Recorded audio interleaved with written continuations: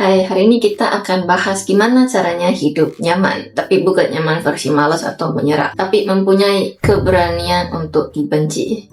Berani nggak? Teori yang mau kita bahas hari ini adalah berasal dari salah satu 3 psikolog modern, yaitu Alfred Adler. Dia lahir tanggal 7 Februari 1870 di Vienna, Austria. Dia anak kedua dari 7 bersaudara, berasal dari keluarga Yahudi kelas menengah. Bapaknya itu pedagang gandum. Jadi dari kecil badannya itu memang gampang sakit-sakitan. Dia pernah mengalami penyakit tulang rapuh, hampir meninggal karena pneumonia. Mereka tuh sering sakit-sakitan. Jadi dia anak yang banyak merenung waktu dia masih kecil. Dia pernah ngeliat adiknya sendiri yang meninggal di sampingnya. Dan itu jadi turning point dia, bilang aku mau jadi dokter. Adler akhirnya dia kuliah jurusan kedokteran di Universitas Wina. Lulus tahun 1985. Awalnya dia memang jadi dokter mata, tapi setelah beberapa waktu dia praktek, dia mulai sadar kalau banyak pasiennya yang sebenarnya itu sakitnya bukan cuma soal fisik. Banyak yang sering datang dengan keluhan sakit di kepala, pandangannya kabur, atau keluhan fisik lainnya. Tapi waktu udah diperiksa, dia nggak menemukan masalah fisik yang jelas. Kita juga sering kayak gitu ya. Kadang ke dokter kayak nggak ada penyakit apa-apa baik aja, tapi aku tahu ada yang nggak beres dengan aku. Kira-kira gitulah. Akhirnya dia sadar bahwa yang bikin mereka sakit itu bukan mata mereka atau tubuhnya mereka, tapi justru kondisi batinnya mereka. Kayak misalnya ada rasa stres, ada tertekan, cemas, atau perasaan gak berharga. Disitulah Adler mulai tertarik mengalami dunia psikiater. Ilmu yang gak cuma fokus tentang menyembuhkan tubuh, tapi juga mencari akar penyebab kenapa jiwa seseorang itu bisa sakit. Dan gimana caranya biar orang itu bisa benar-benar sehat secara menyeluruh, baik secara tubuh maupun batin. Karena prestasi yang sangat bagus di dunia kedokteran, dia diundang oleh Freud untuk bergabung di Asosiasi Psikoanalisis. Mereka menjadi partner dalam diskusi. Satu titik, mereka itu beda arah. Freud percaya bahwa semua masalah manusia itu berasal dari masa lalu, terutama pengalaman masa kecil. Dan untuk sembuh, kita harus gali dan hadapi trauma itu. Ini yang disebut sama Freud sebagai pendekatan kausal. Segala sesuatu ada penyebab masa lalunya. Tapi Adler tidak setuju. Bukan masa lalu yang membuat kita sekarang jadi begini, tapi tujuan hidup kita saat ini. Dia bilang manusia itu makhluk yang selalu bergerak ke arah tertentu. Kita bukan korban masa lalu, tapi pencipta makna hidup. Inilah yang kita sebut pendekatan teleologis. Kita bertindak karena punya tujuan, sadar atau nggak sadar. Contohnya gini, bayangin ada orang yang mungkin dulu masa kecilnya itu pernah dihina ya, waktu dia coba bersosialisasi, misalnya kayak dia diejek atau diremehkan di depan orang banyak. Setelah kejadian itu, dia jadi nggak mau lagi ketemu atau ngobrol sama orang lain. Dia jadi menarik diri terus-menerus. Kalau pakai teorinya Freud, alasannya jelas, pengalaman dihina itu bikin trauma mendalam. Jadi kalau mau sembuh, dia harus balik lagi ke masa itu, memori pahit itu, dan berusaha berdamai dengan rasa sakitnya. Dan baru setelah dia berhasil menghadapi rasa sakitnya, traumanya, dia menerimanya, dia akan bisa mulai bersosialisasi lagi. Ini kan teknik healing inner child yang belakangan ini lagi booming itu. Kalau dari pandangan Adler, sebenarnya orang ini secara sadar atau nggak sadar memang memilih untuk menarik diri dari pergaulan. Kenapa? Karena buat dia, menarik diri itu terasa jauh lebih aman, nyaman, dan nggak beresiko dibandingkan harus kembali menghadapi situasi sosial yang nggak pasti dan mungkin bikin dia sakit hati lagi. Jadi menurut Adler, pengalaman dihina itu bukan penyebab utama dia menarik diri, tapi dijadikan alasan atau pembenaran buat dia aja gitu, supaya dia punya alasan untuk tetap ada di zona nyamannya. Tujuannya untuk apa? Tujuannya ya sederhana, dia memang mau melindungi harga dirinya aja, dan dia juga mau menghindari kemungkinan kegagalan yang lain lagi kayak masa dulu. Jadi dengan kata lain, dia pakai trauma masa lalu itu untuk membenarkan keputusannya yang sekarang supaya nggak lagi harus mengambil risiko. Jadi perbedaan pandangan mereka itu di sini jelas banget ya. Freud menganggap bahwa masa lalu itu sebagai penyebab langsung dari masalah sekarang. Sedangkan Adler melihat bahwa kita yang secara sadar atau tidak sadar memilih perilaku tertentu. Jadi banyak alasan itulah menurut dia.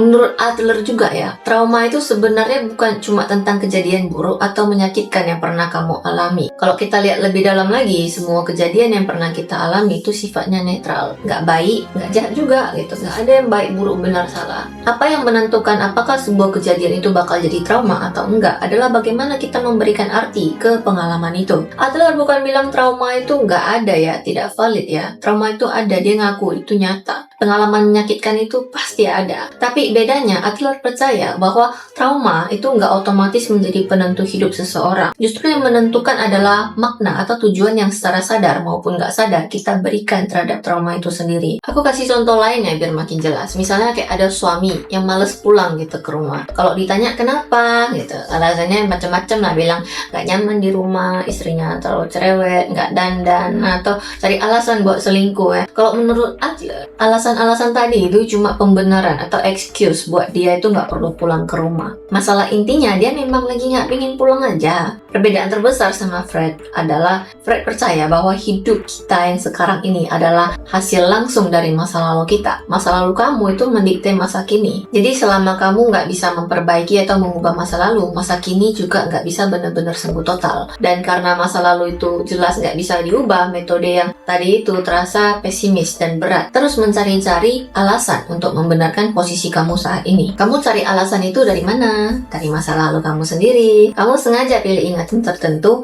yang paling cocok dengan tujuan kamu sekarang. Lalu kamu jadiin itu alasan atau pembenaran. Dengan kata lain, menurut Adler itu satu-satunya cara untuk menyelesaikan masalah psikologis atau trauma adalah dengan mengubah tujuan yang kamu pegang sekarang. Bukan terus-terusan cari akar masalahnya di masa lalu. Kalau kamu mau sembuh, kamu mesti berani ganti tujuan kamu, ganti fokus kamu. Bukan melulu mengorek-ngorek luka lama yang memang gak bisa lagi kamu ubah. Di era spiritualitas yang makin luas kayak sekarang ini, teorinya Fred itu memang lebih banyak digunakan sama orang dalam proses healing ya. Gak cuma proses healing, terapi juga ada, pengembangan diri juga ada. Jadi memang sih ya gak ada yang benar salah secara mutlak. Tapi kalau diamati lebih dalam, justru banyak orang yang akhirnya malah stuck atau jalan di tempat doang karena kebanyakan berfokus ke trauma atau mengorek luka masa lalunya, ya kan? Ngakulah. Jadi coba bayangin gini, orang yang pakai pendekatannya Fred ini biasanya akan terus-terus menggali luka lama, mengenang kejadian menyakitkan, lalu berharap dengan begitu dia bisa sembuh total. Tapi sadar atau nggak sadar, seringkali yang justru terjadi adalah kamu malah makin tenggelam dalam cerita masa lalu kamu sendiri. Bukannya maju, bukannya sembuh, tapi terus-terusan memutar memori yang bikin kamu sakit lagi. Jadi bukannya bebas dari rasa sakit, malah terjebak di dalamnya. Karena ketika kita terus memberikan fokus ke masa lalu, secara nggak sadar kita tuh memberikan semua fokus energi kita ke sana. Kita juga memperkuat identitas kita sebagai korban dari trauma itu. Kita juga jadi yakin bahwa hidup kita saat ini itu sepenuhnya ditentukan oleh kejadian yang udah lewat, yang nggak bisa kita ubah lagi. Akibatnya, kita jadi kehilangan daya untuk bergerak ke depan. Kita jadi stuck. Itulah kenapa kalian tuh suka bilang, aku udah ini tapi kok rasanya nggak ada perkembangan itu. Karena secara sadar atau nggak sadar, kepercayaan bahwa kebahagiaan kita itu tergantung pada sesuatu yang nggak akan pernah bisa kita kontrol lagi, yaitu masa lalu kita sendiri. Disinilah pendekatan Adler mengajak kita untuk geser fokus kita dari apa yang udah terjadi ke apa yang mau kita capai sekarang dan masa depan. Biar kita bisa berhenti melihat diri kita sebagai korban dari masa lalu dan mulai melihat diri sebagai pencipta masa depan. Kita sadar bahwa luka lama itu memang nggak menentukan identitas kita selamanya, kecuali kalau kita sendiri yang memilih untuk menjadikannya demikian. Ada juga satu konsep Adler yang menarik banget. Dia bilang keputusan yang kamu ambil saat ini bahkan bisa mengubah makna dari masa lalu kamu. Misalnya gini, mungkin kamu pernah dengar cerita populer dari Einstein yang dulu dia dianggap bodoh waktu dia masih kecil. Dia sering diejek sama teman-teman sekelasnya, sampai gurunya pun bilang dia goblok, gak bakal berhasil. Nah, seandainya Einstein dia tumbuh besar jadi orang yang biasa-biasa aja, mungkin kisah masa lalunya itu, masa kecil itu bakal disebut sebagai trauma atau kegagalan hidup. Tapi karena Einstein pada akhirnya dia dikenal sebagai salah satu manusia yang paling cerdas dalam sejarah, Einstein dia nggak benar-benar bodoh lah ya. Dia hanya aja gaya belajarnya berbeda dari orang biasa. Cerita tentang kebodohannya itu jadi berubah maknanya, menjadi kisah yang inspiratif yang menandakan bahwa Einstein memang unik dari kecil. Ceritanya itu sendiri sebenarnya nggak berubah, tapi cara orang membahasnya terhadap cerita itu berubah karena hasil akhirnya itu beda. Itu yang dimaksud sama Adler, bahwa masa depan itu bisa mengubah masa lalu. Jadi secara ringkas, Adler percaya ya bahwa manusia itu selalu punya kapasitas untuk berubah, bahkan cenderung mudah berubah. Tapi sayangnya nggak semua orang benar-benar mau berubah, ya kan? Sebagian orang tuh memilih di zona nyamannya mereka aja, walaupun kenyamanan itu sebenarnya bikin mereka terjebak. Sekarang kita masuk ke teori intinya Adler yang kedua, yaitu konsep pemisahan tugas atau separation of task. Adler percaya bahwa akar dari hampir semua kekhawatiran kita adalah hubungan interpersonal atau hubungan dengan orang lain. Awalnya kamu mungkin nggak percaya karena banyak masalah dalam hidup itu kayak nggak ada hubungan sama orang lain ya.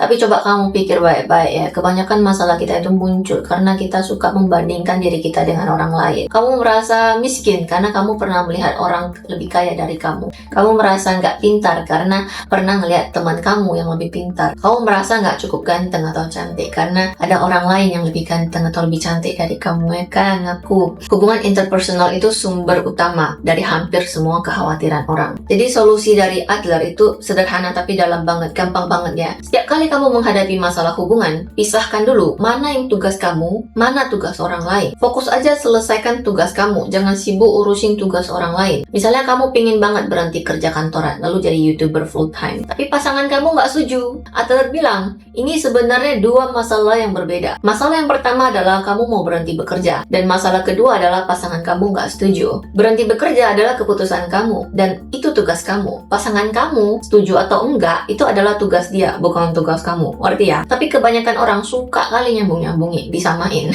Dari sisi pasangan kamu juga sama. Kalau dia nggak setuju kamu berhenti kerja, maka itu dia yang harus putuskan sendiri langkah selanjutnya itu apa. Dia mau terus hidup sama kamu atau memilih jalan lain. Dia nggak boleh memaksakan keputusannya ke kamu. Sama seperti kamu juga nggak boleh memaksa dia untuk menerima keputusan kamu. Mungkin kamu bakal nanya gini, apa ini nggak egois banget? Sebenarnya bukan egois ya, tapi ini justru cara paling sehat dalam hubungan. Karena kalau kamu selalu menyampurkan keputusan orang lain atau membiarkan orang lain mencampuri urusan kamu, hubungan kamu lama-lama bakal penuh dengan rasa nggak enakan, manipulasi emosi, atau bahkan rasa saling menuntut. Pasti sering dengar kalimat kayak gini kan, aku udah ngelakuin ini buat kamu, aku udah gedein kamu, gitulah.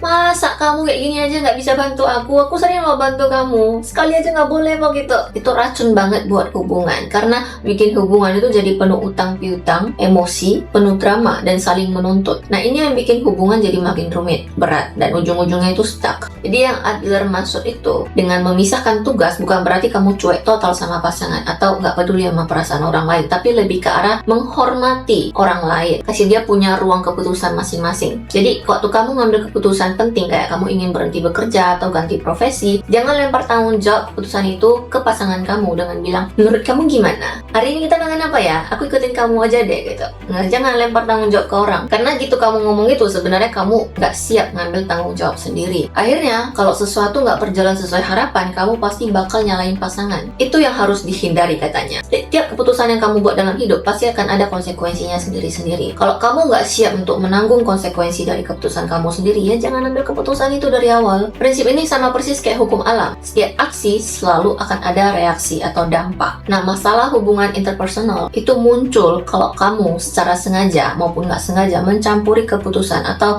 urusan orang lain. Kenapa sih manusia suka banget mencampuri urusan orang lain? Karena secara nggak sadar, dengan mencampuri urusan orang lain, kamu sedang memenuhi kebutuhan psikologis kamu sendiri. Entah itu kebutuhan untuk merasa punya kontrol, kebutuhan diakui, atau kebutuhan untuk merasa bahwa hidup kamu itu ada nilainya di mata orang lain. Sekarang kita coba lihat soal pujian. Adler memang sangat hati-hati sama yang namanya pujian. Kenapa? Karena pujian itu kalau nggak hati-hati malah jadi semacam cuci otak yang secara nggak sadar bikin orang percaya bahwa nilai diri mereka itu sangat tergantung pada pengakuan orang lain. Kalau orang terus-terusan dipuji, lama-lama tujuan mereka ngelakuin sesuatu itu bukan karena memang suka atau punya passion, tapi cuma demi mendapatkan pujian itu sendiri. Akhirnya tujuan asli mereka hilang, diganti sama keinginan buat diakui orang lain. Tapi bukan berarti Adler melarang kamu untuk memuji orang sama sekali. Dia cuma ngingatin ya, kalau kamu mau muji orang, pujilah secara bijaksana, jangan berlebihan, jangan manipulatif, dan jangan bikin orang itu ketergantungan sama pujian yang sering kamu lontarkan. Yang harus kamu tanamkan ke orang lain atau ke anak-anak adalah bahwa nilai mereka punya itu nggak bergantung pada pengakuan atau pujian orang lain, tapi justru pada kontribusi nyata dalam hidup ini. Ini membawa kita ke teori penting Adler berikutnya, yang disebut dengan rasa komunitas atau community feelings. Adler percaya bahwa kebutuhan paling dalam manusia itu bukan diakui secara pribadi oleh seseorang tertentu, tapi menjadi bagian penting dari sesuatu yang lebih besar. Dengan kata lain, manusia baru akan benar-benar bahagia dan merasa bermakna waktu dia itu udah berkontribusi dan menjadi bagian aktif dari komunitas atau lingkungan di sekitarnya. Makanya banyak kali orang bilang, aku datang ke dunia ini buat ngapain? Karena sebenarnya itu ya, Kalau tujuan kamu adalah mencari pengakuan pribadi, kamu pasti bakal terus-terusan bersaing dan bandingin diri kamu sama orang lain. Dan persaingan itu justru tanda jelas bahwa kamu kurang percaya diri. Karena kamu merasa nilai kamu itu cuma bisa diukur lewat perbandingan atau pengakuan orang lain. Makanya, kata Adler, master sejati itu nggak pernah bersaing dengan siapapun. Karena master sejati sadar bahwa nilai diri sejati itu nggak perlu dibandingkan atau dibuktikan ke siapapun. Intinya dia ngajak kita buat punya hati yang kuat dan mandiri secara emosional. Jadi ketika kamu jelas sama keputusan kamu sendiri dan kamu tahu bahwa keputusan itu sepenuhnya tanggung jawab kamu, hidup bakal terasa jadi lebih ringan. Dan waktu kamu udah ngerti bahwa kontribusi itu jauh lebih penting daripada pengakuan, kamu akan hidup lebih bebas dari rasa minder, persaingan, dan kekhawatiran yang nggak perlu. Pertanyaannya sekarang kayak gini ya, lalu gimana sih caranya kamu tunjukkan nilai kamu yang sebenarnya? Apakah kamu berharga karena kamu merasa kamu berharga? Tentu aja enggak. Kamu menunjukkan nilai diri kamu yang sejati lewat kontribusi kamu ke komunitas atau kolektif di mana kamu berada. Kalau kita bicara soal pengakuan orang lain versus rasa komunitas, rasanya beda banget. Kalau tujuan kamu itu untuk dapetin pengakuan orang lain, tindakan kamu itu jadi bergantung sama apakah orang lain melihat kamu atau enggak. Kamu melakukan sesuatu kebaikan ya, misalnya kamu nyumbang gitu ya, cuma demi dilihat atau dipuji orang lain, kamu nggak bakal mau ngelakuin hal itu kalau nggak ada yang lihat. Kenapa? Karena tujuan kamu tuh memang bukan demi kebaikan itu sendiri, tapi demi dapat pengakuan yang kamu harapkan dari orang lain. Sebaliknya, kalau kamu bertindak karena rasa komunitas, artinya kamu melakukan itu memang karena kamu percaya bahwa dengan melakukan tindakan ini, kamu bermanfaat buat komunitas atau lingkungan kamu. Kamu nggak akan peduli apakah ada orang yang lihat kamu atau enggak. Kamu bakal tetap ngelakuin itu, karena kamu tahu bahwa yang kamu lakukan itu adalah hal yang benar dan baik buat kamu. Jadi bedanya jelas banget ya kan, yang satu itu ketergantungan sama evaluasi orang lain, yang satu lagi itu kebebasan penuh karena nggak peduli sama evaluasi atau pengakuan orang lain. Kalau kamu terus-terusan hidup demi penilaian orang lain, kamu nggak akan pernah bebas secara mental dan emosional. Kenapa? Karena kamu akan terus-menerus berusaha menyesuaikan diri dengan pandangan orang lain, berubah-ubah terus demi mengikuti penilaian mereka,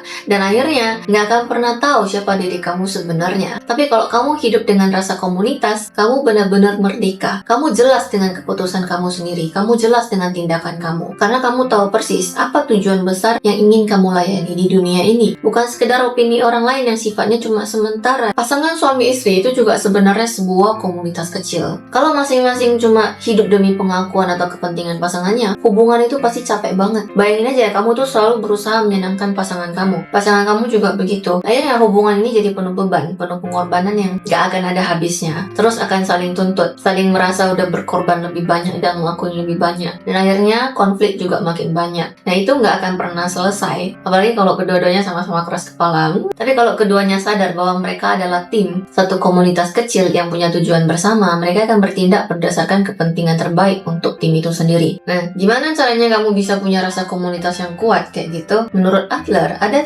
3 langkah utama. Langkah pertama yaitu paling mendasar ya, kamu harus bisa menerima diri kamu sepenuhnya. Apa maksudnya menerima diri sendiri? Ini maksudnya bukan cuma sekedar percaya bahwa kamu ada, tapi lebih dalam lagi. Kamu harus menerima diri kamu sebagai manusia yang utuh, termasuk kelebihan dan kekurangan kamu tanpa syarat. Kamu harus tahu dengan sangat jelas bahwa nilai diri kamu itu nggak pernah bergantung pada dunia luar. Nilai kamu sendiri itu tetap ada, selalu ada, bahkan ketika nggak ada satu orang pun yang menyadarinya atau mengakui kamu. Ini sebenarnya insting alamiah kita, tapi sering banget ketutup karena dari kecil kita diajarin untuk mengejar pengakuan eksternal. Adler bilang justru itu adalah akar masalahnya. Jadi mulai sekarang coba biasakan bertindak nggak karena ingin dipuji atau dilihat orang lain, tapi karena kamu tahu bahwa tindakan itu memang punya manfaat nyata buat komunitas di sekitar kamu, atau memang benar-benar ingin kamu lakukan. Lama-lama kamu akan sadar bahwa nilai diri kamu itu datang dari kontribusi nyata yang kamu lakukan, bukan dari seberapa banyak pujian atau pengakuan yang kamu kumpulkan. Ingat ya, pasangan, keluarga, atau bahkan lingkungan kerja adalah komunitas tempat kamu bisa berkontribusi. Jadi jangan cuma berpikir aku udah berkorban banyak buat kamu, tapi pikirlah apa yang bisa aku lakukan supaya komunitas kecil ini makin kuat,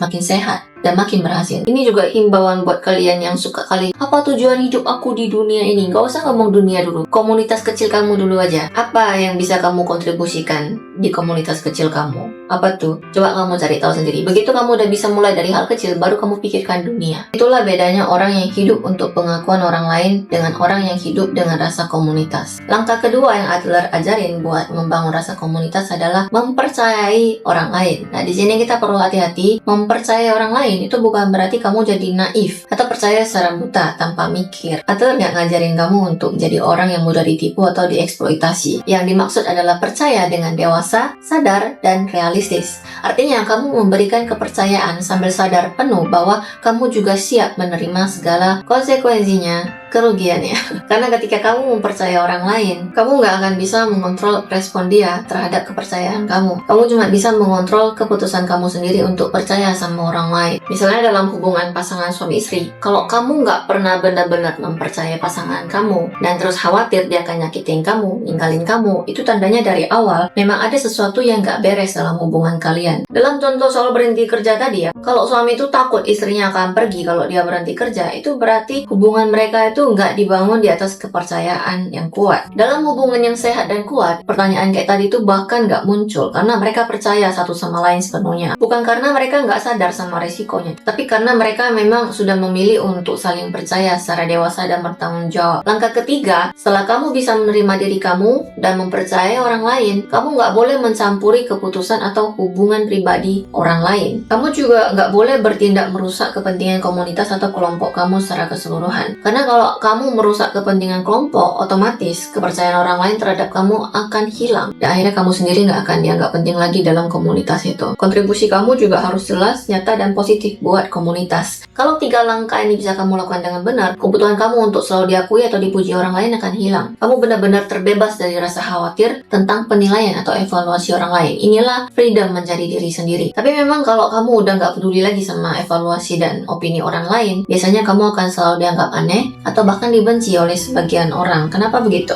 Karena orang lain itu terbiasa bahwa hidup mereka itu akan selalu dikendalikan oleh apa kata orang atau pandangan sosial. Begitu kamu lepas dari aturan yang nggak tertulis itu, orang lain mungkin akan merasa terganggu, iri, atau merasa kamu tuh sombong atau egois. Tapi kamu harus ingat nih baik-baik, kebebasan sejati menurut Adler memang adalah keberanian untuk dibenci orang lain. Inilah konsep penting dalam psikologi Adler. Bukan berarti kamu tuh jadi orang yang arogan, sombong, atau nggak peduli sama sekali dengan orang lain. Ini adalah keberanian untuk tetap jujur sama diri sendiri, setia sama prinsip diri sendiri, dan bertindak sesuai dengan apa yang kamu yakini benar dan baik untuk kamu dan kolektif. Jadi walaupun nggak populer atau disukai sama orang banyak, kamu nggak perlu takut dibenci atau nggak disukai, karena pada akhirnya orang membenci kamu atau enggak itu sepenuhnya hak mereka. Kamu nggak bisa kontrol perasaan orang lain terhadap kamu. Yang bisa kamu kontrol sepenuhnya adalah diri kamu sendiri, keputusan kamu, tindakan kamu, prinsip hidup kamu, dan bagaimana kamu memilih hidup. Jadi kalau ada orang yang nggak suka atau membenci kamu karena kamu memilih hidup kamu sendiri sesuai dengan nilai-nilai kamu sendiri dan nggak lagi hidup di bawah bayang-bayang penilaian mereka, itu sebenarnya nggak masalah sama sekali. Malah itu adalah tanda paling jelas bahwa kamu sudah berhasil mendapatkan freedom hidup kamu sendiri. Kebebasan ini bikin hidup kamu jadi lebih jelas lagi dan penuh makna dan jauh dari rasa khawatir tentang apa kata orang nanti gitu. Dan disitulah kamu benar-benar merasakan kedamaian yang selama ini kamu cari, yaitu bebas sepenuhnya, menjadi diri kamu sendiri apa adanya. Di akhir video ini, aku mau ngajak kamu mikir satu hal. Pernah gak sih kamu mikir kenapa ya orang-orang kaya kayak Bill Gates atau Jeff Bezos itu terus bekerja? Apa karena mereka masih kurang uang? Jelas enggak ya.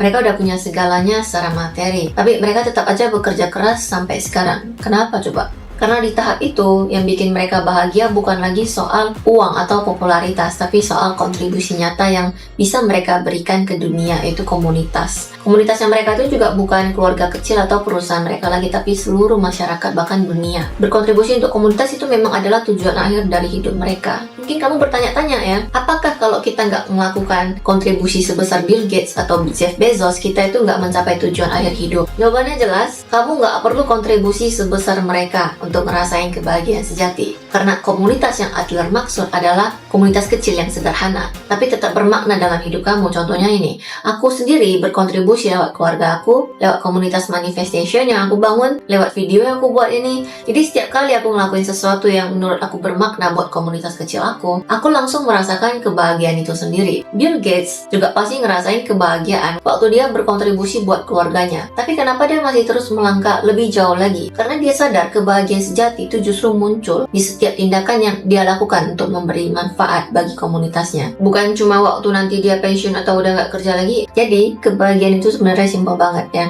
Kamu nggak perlu nunggu jadi orang kaya atau terkenal untuk bisa bahagia. Selama kamu sadar bahwa apa yang kamu lakukan sekecil apapun punya arti dan manfaat buat orang sekitar kamu. Di titik itu juga kamu bisa langsung merasakan kebahagiaan sejati. Setelah kamu selesai nonton video ini, kamu juga bisa merasakan kebahagiaan. Kamu udah berkontribusi pada komunitas kecil. Minimal dengan memberi perhatian, pemahaman, dan menyebarkan insight yang positif ke orang lain. Aku juga gitu ya. Setelah selesai ngerekam video ini, aku ngerasa bahagia karena aku tahu aku udah ngasih sesuatu yang bermakna buat komunitas ini. Walaupun ya mungkin nggak dilihat sampai akhir lah ya, atau juga nggak dilihat sama seluruh dunia, atau nggak sehebat kontribusinya Bill Gates ya sekalipun. Kuncinya adalah sadar bahwa kontribusi kamu nggak harus besar, nggak harus spektakuler, dan nggak perlu diakui banyak orang dulu. Kamu nggak perlu peduli apakah tindakan kamu bermakna buat komunitas yang bukan komunitas kamu. Misalnya kayak komunitas orang lain atau lingkungan yang nggak berkaitan langsung sama hidup kamu. Kamu cuma cukup bertanggung jawab buat komunitas tempat kamu berada sekarang. Keluarga kamu, teman dekat kamu, pasangan kamu, atau lingkungan kecil kamu keseharian. Dengan begitu, kamu akan selalu bisa menemukan kebahagiaan dalam tindakan sederhana sekalipun yang dalam hidup kamu. Dan itu adalah kebebasan dan kebahagiaan sejati yang Adler mau kamu rasain. Jadi ingat baik-baik, kebahagiaan itu bukan tujuan akhir di ujung hidup, tapi sesuatu yang kamu alami terus-menerus setiap kali kamu melakukan sesuatu yang bermakna buat komunitas kamu sendiri. Itulah cara paling sederhana untuk hidup bahagia di setiap saat. Jadi gimana menurut kamu? Apakah kamu sendiri sudah berkontribusi dalam komunitas kamu? Atau sebaliknya?